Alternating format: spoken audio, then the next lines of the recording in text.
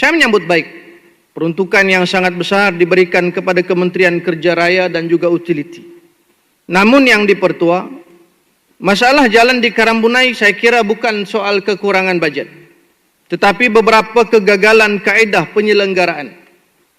Hari ini masih berlaku menampal jalan selepas ianya tular ataupun viral. Membiarkan jalan rosak berulang di lokasi yang lama. Tiada penilaian prestasi kontraktor yang jelas kepada rakyat.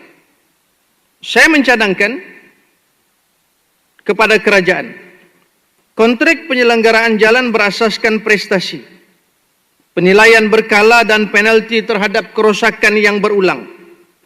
Penyelenggaraan pencegahan bukan hanya tampalan sementara.